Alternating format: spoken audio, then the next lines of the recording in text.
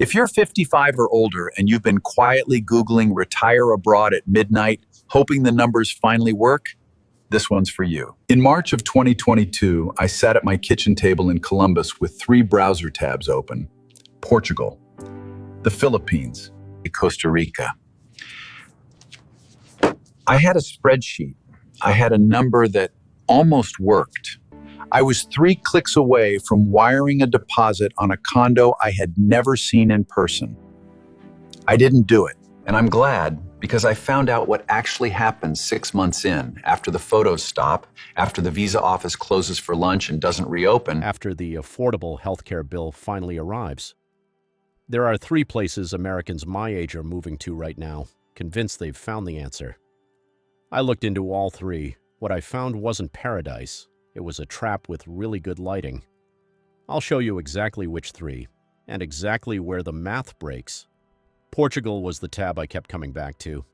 Late at night, half asleep, still clicking through photos of tiled streets in Porto, like they were going to answer a question my spreadsheet couldn't.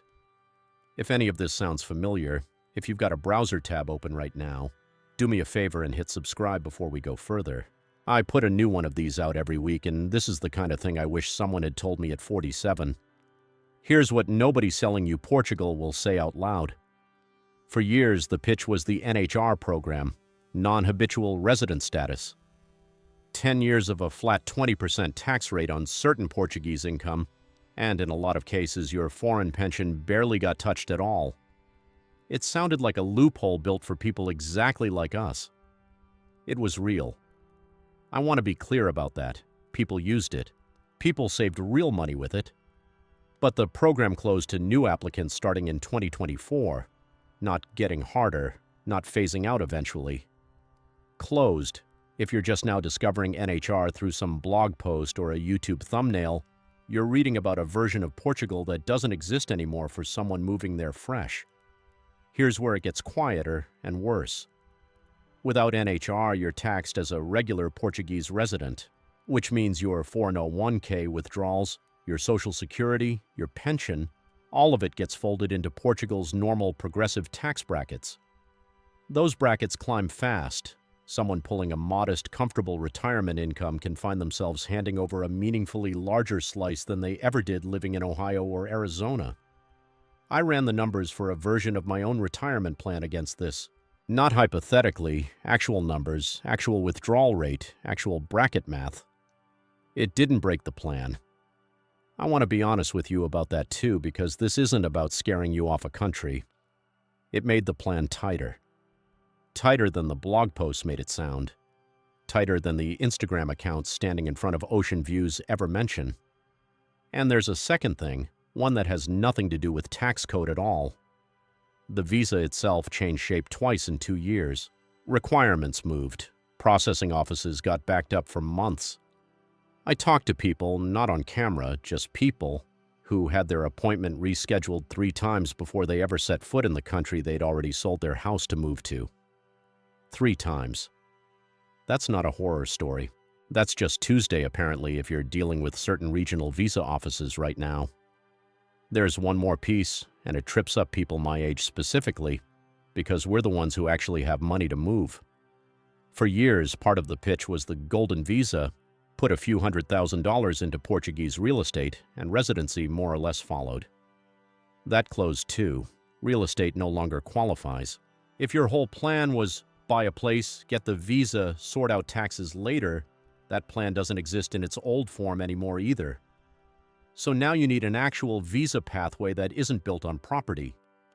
For most retirees, that means proving steady income, pension, Social Security, investment withdrawals at a level the consulate finds convincing. Convincing enough changes depending on who's reviewing your file that week. I'm not saying any of this to talk you out of Portugal. Some of the people I found who moved there 5-6 years ago before any of this changed, they're happy, genuinely happy. Sitting on covered porches drinking coffee that costs a third of what it does back home. I'm saying, if you're planning off information that's even 18 months old, you're planning off a country that's already moved. So is Portugal a trap? Not exactly. It's something sneakier than a trap. It's a plan that used to work on one set of numbers, still gets sold on those same numbers, and quietly runs on a different set now. I almost wired that deposit believing the old math. If I had, I'd have found out about the new math after the money was already gone. Portugal wasn't the one that scared me the most, though. That one's still coming. And it involves a guy named Neil, a healthcare bill he never saw coming, and a number that made him laugh. Not because it was funny. I want to tell you about Neil because his story is the reason I stopped trusting the word affordable the way I used to. Neil's 58, retired early from a logistics company outside Tampa. Moved to a small town outside San Jose, Costa Rica, about 2 years ago, chasing the same thing most of us are chasing. Lower cost of living, good weather, a healthcare system people online kept calling practically free. That word again. Affordable.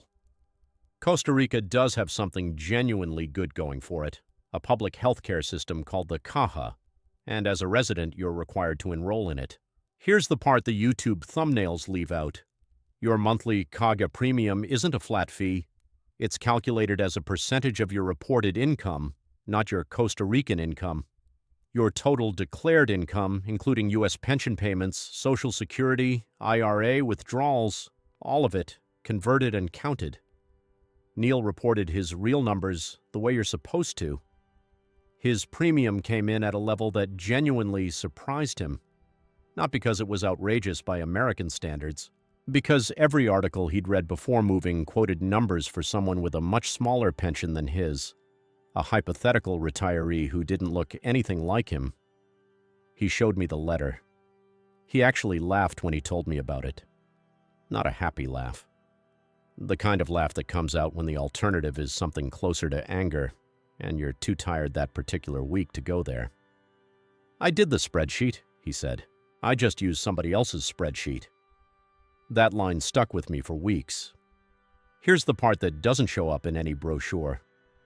The Caja is legally required, but the private hospitals, the ones with the shorter wait times, the English-speaking staff, the ones the relocation blogs actually show you in the photos, sit outside that public system. Plenty of expats end up paying for both. The mandatory public premium and private insurance on top of it, because the public wait times for anything beyond urgent care can stretch out for months. Months.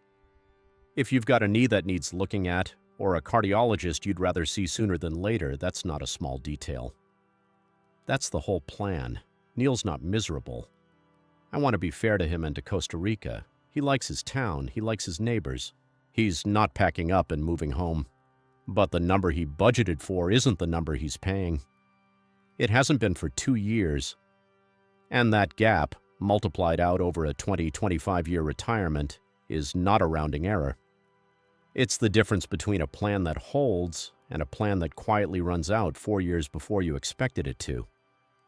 I keep thinking about how close I came to being Neil.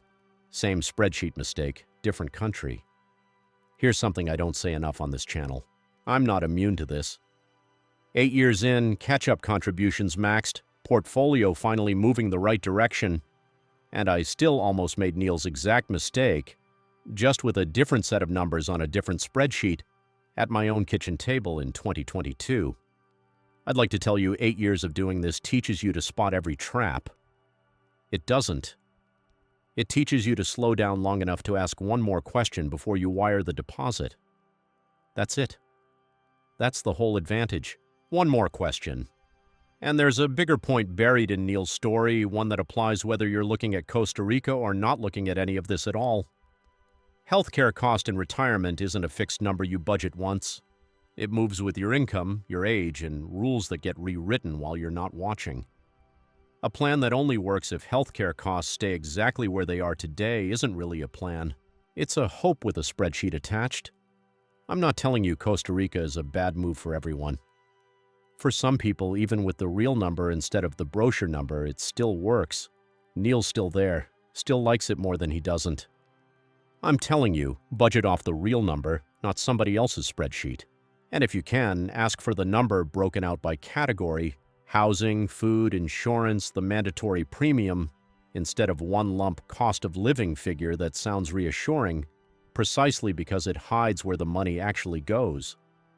There was a third place on my list, the one that looked the safest of all three on paper. It's also the one where the numbers hid the longest before they finally showed themselves. The Philippines was the one my gut liked best. English is widely spoken, cost of living lower than the other two, not by a little. Warm, welcoming culture. On paper, it looked like the easy answer. Paper's the problem. Here's the fact that stopped me cold, and it's not some obscure loophole. It's written directly into Philippine law. Foreigners cannot own land in the Philippines, not with the right visa, not with enough money. Not ever, with a narrow set of exceptions that don't apply to almost anyone reading this. You can own a condo unit as long as foreign ownership in that building stays under 40%. You can lease land long-term, but the land itself, the actual ground your retirement home would sit on, that stays out of reach permanently by design. I sat with that for a while, because for a lot of us, the house is the retirement plan. It's the paid-off asset you're counting on. It's what you sell if things get tight, or what you leave behind. In the Philippines, for a foreign retiree, that asset can only ever be a building, never the ground under it. Let me ask you something, because I think this one applies to more of us than we'd like to admit. Has this ever happened to you? You found the perfect answer to a big financial decision, felt the relief of finally having it solved, and then found the one detail that unsolved it? Tell me in the comments. I'd genuinely like to know I'm not the only one. There's a second layer here, quieter than the land issue, and it took me longer to find. Philippine inheritance law includes something called forced heirship. Under it, a portion of your estate is legally reserved for specific heirs, children, spouse, regardless of what your will says. If you're managing a blended family, a second marriage, stepchildren you want to provide for a certain way, your American estate plan may not survive contact with Philippine law once assets are titled there.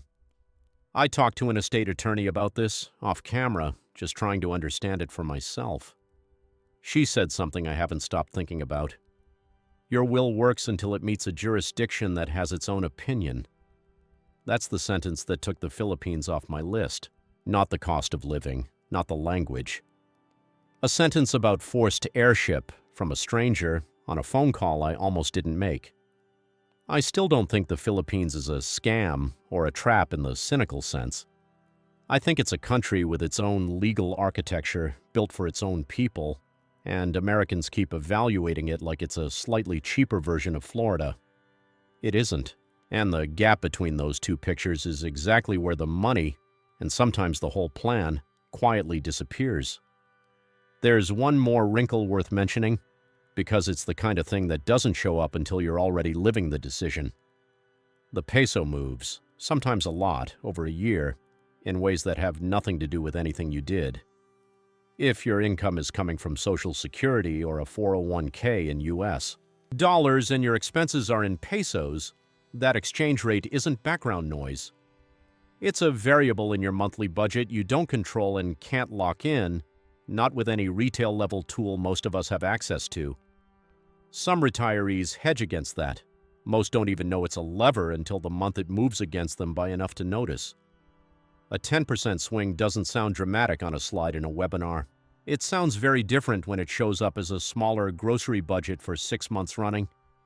3 destinations, 3 different ways the math breaks. Portugal moved the goalposts. Costa Rica hid the real number inside a percentage. The Philippines built the trap directly into its legal code, in plain sight, the whole time.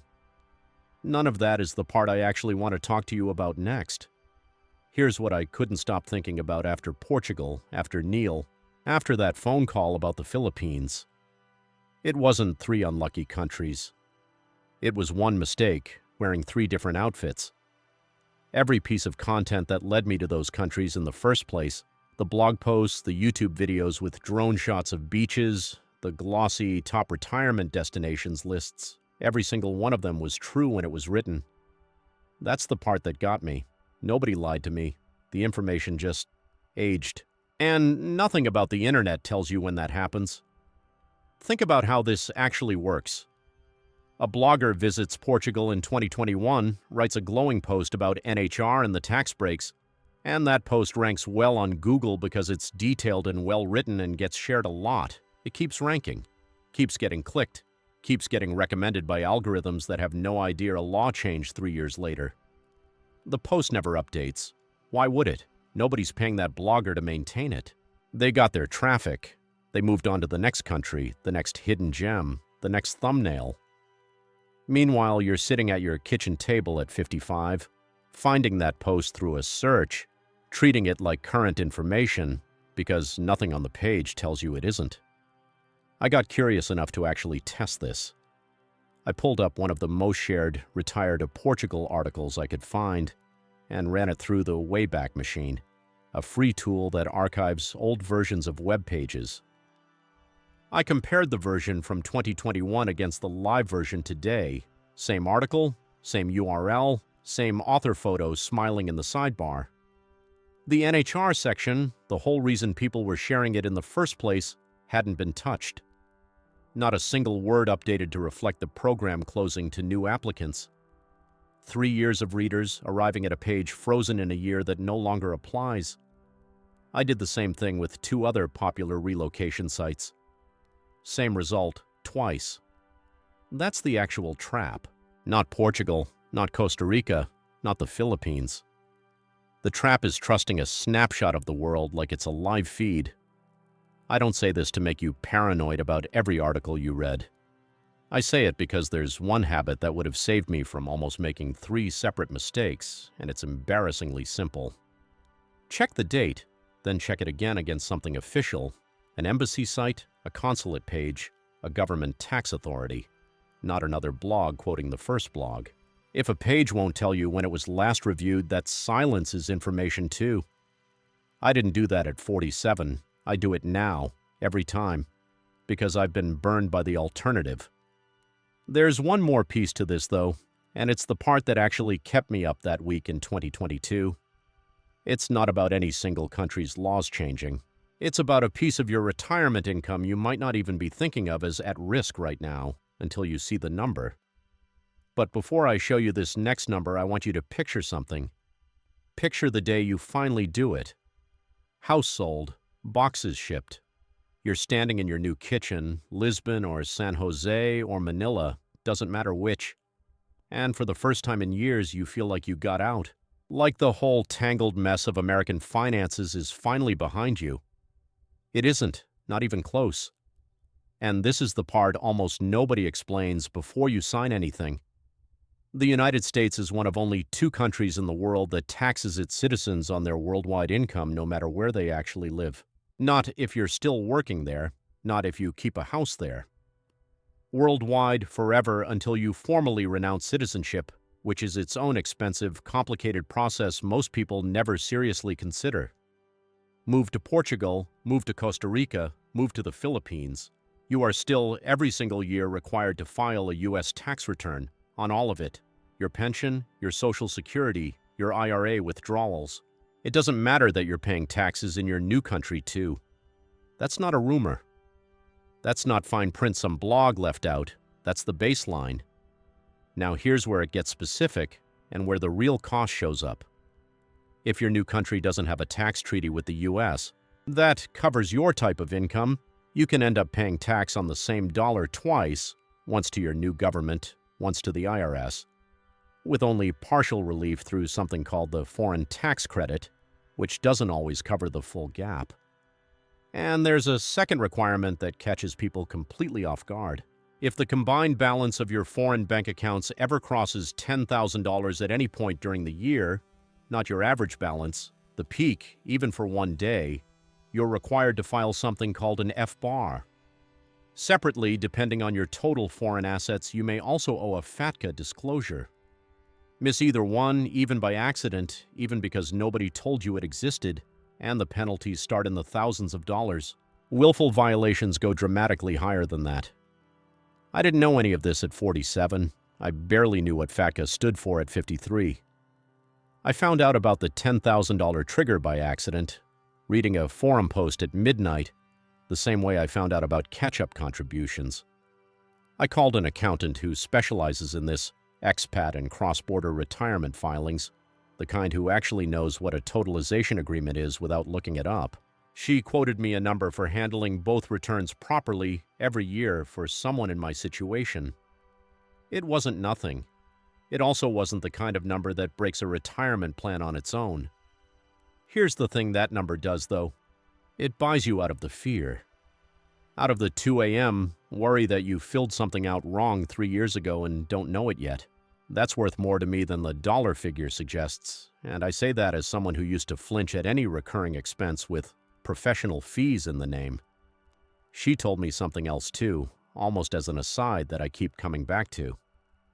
Most of the retirees she works with don't get burned by the big dramatic mistake.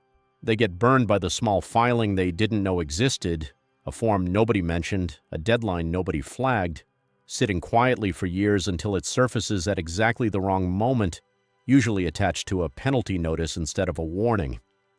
Here's my honest take, and I want to be careful here, because this isn't me telling you not to move. None of this makes retiring abroad a bad decision. Plenty of people do it successfully, pay a good accountant to handle the filings correctly, and sleep just fine.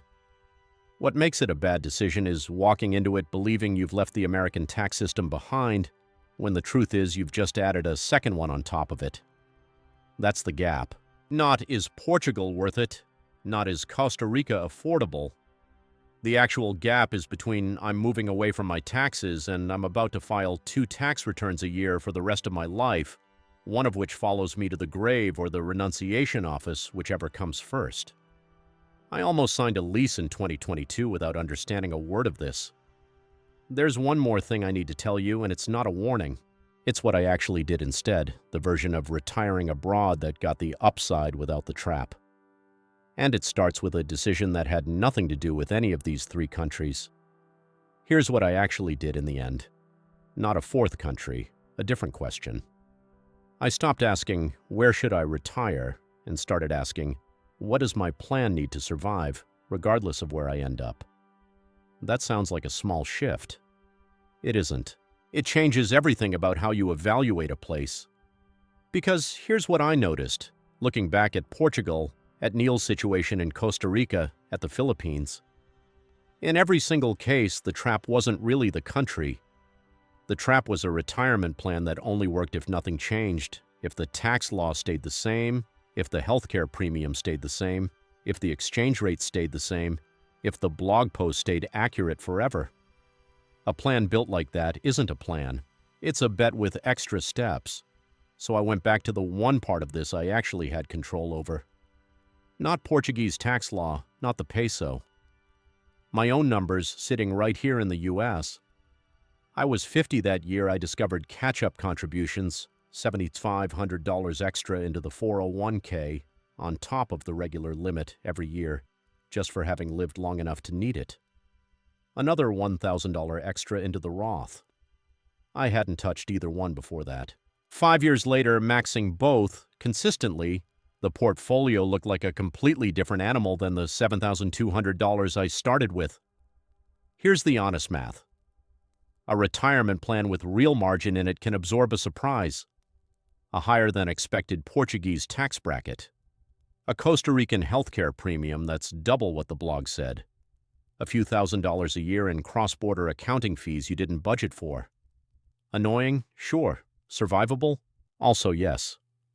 A retirement plan with no margin in it can't absorb any of that. The first surprise, any surprise, breaks it. I started thinking about it in terms of a single number.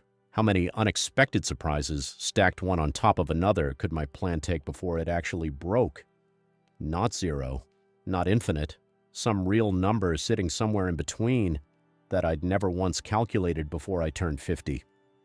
Turned out the answer, once I ran it honestly, was 3. 3 genuine surprises, stacked, not spread out over a decade, before the plan needed real adjustment instead of just absorbing the hit. 3, the same number as the countries I'd been evaluating. That's not a coincidence I'm reading too much into. It's the same principle showing up twice. You don't get to control how many surprises life sends you. You do get to control how many your plan can survive before it needs a rescue. That's the actual decision I made in 2022, sitting at that kitchen table. Not which country. I closed all 3 tabs. I decided the location would be the last decision, not the first one, and that I'd only make it once the foundation under it could take a hit without collapsing. I still think about Portugal sometimes. Still think about that coffee that costs a third of what it does here. Maybe someday. But someday only works if the number underneath it can survive being wrong. That's the part nobody puts in the thumbnail. Not avoid these 3 countries. Build a foundation solid enough that no single country, not one you choose, not one you almost chose, can take it down. I think about Neil a lot, actually, not with pity, with something closer to recognition. He didn't do anything reckless. He didn't ignore the research. He did what most of us do. He trusted the number that was in front of him, because it was the number everyone else was using too. The mistake wasn't carelessness. It was inherited math. Last I heard from him, he'd adjusted, recalculated the real Kaya premium, folded it properly into his budget, picked up a small consulting contract to cover the gap. Not the plan he arrived with. Still a plan. Still standing. That's the part that actually matters here. Not whether the first number was right, but whether you're someone who goes back and fixes it when it isn't. I used to think the goal was finding the one country that had no downside at all. No tax surprise, no healthcare gap, no legal quirk waiting 3 years down the road. I spent months looking for that country. It doesn't exist. Every place has a version of the thing I found in Portugal and Costa Rica and the Philippines. Every single one. The country you eventually choose, if you choose one at all, will have its own hidden line item nobody's written about yet, because somebody's always finding a new one. The goal was never the perfect country. The goal was a plan sturdy enough that the imperfect one, whichever it turns out to be, doesn't get to decide whether you're okay. Let me give you the actual version of what changed in practical terms, because build a sturdier plan is the kind of thing that sounds good and means nothing until you can point to what it looks like. It looked like this. I stopped treating my catch-up contributions as a bonus and started treating them as the foundation everything else got layered on top of. $7,500 extra into the 401k every year since 50, $1,000 extra into the Roth. Consistently, boringly. No dramatic years, no lucky picks, just the same unglamorous deposit year after year while I was busy reading tax articles about countries I hadn't moved to yet. It looked like running my numbers against a bad year, not just a good one. What happens if the market drops the year I want to retire? What happens if healthcare costs more than the spreadsheet says wherever I end up? What happens if I need 3 more years of work than I planned for? I ran all 3. None of them were fun to look at. All 3 were survivable once I actually looked. It looked like accepting that someday maybe Portugal doesn't need to be decided at 55. It can wait until 60 or 62 or never without costing me anything, as long as the foundation under it keeps getting stronger every year I wait. The tab doesn't expire. The urgency I felt sitting at that kitchen table, that was manufactured mostly by me, mostly out of fear that I was running out of time to fix 22 years of not paying attention. I wasn't running out of time. I had more of it than the panic let me believe. And it looked like finding one person, an accountant in my case, who actually knew the current rules instead of trusting whichever blog ranked highest. One phone call, 40 minutes. It would have saved Neil his surprise premium. It would have saved me the version of myself that almost wired that deposit believing in a tax program that no longer existed. I want to walk you through how I actually evaluate a place now, because it's simpler than it sounds, and it would have taken me 20 minutes to do back in 2022 instead of the weeks I spent falling in love with photos of tiled streets. First, I stopped starting with the country. I start with the number, what my plan needs to produce every year to hold up regardless of where I am. That number doesn't change based on geography. It's the one fixed point in all of this. Second, I go straight to a government source for anything that involves law, a consulate, a tax authority, an official visa portal, before I let myself read a single blog post about the same topic. The blog post can come after, for texture and personal experience. It doesn't get to set the facts. Third, I look specifically for what changed in the last 18 months. Not what's true, what changed. Because the parts that changed are exactly the parts every outdated article got wrong, and they're almost never the headline of the article. They're buried 3 paragraphs down or not mentioned at all. Fourth, and this is the one that would have saved me the most heartache, I ask what happens to my plan if I'm wrong about this place, not if it's perfect, if I'm wrong. If the tax bracket is worse than I think, if the premium is double, if the exchange rate moves against me for 2 straight years, if the answer is the plan survives, just tighter, I keep going. If the answer is the plan breaks, that place isn't ready for me yet, no matter how good the coffee is. 4 questions, 20 minutes, maybe 30. That's the whole system. It's not sophisticated.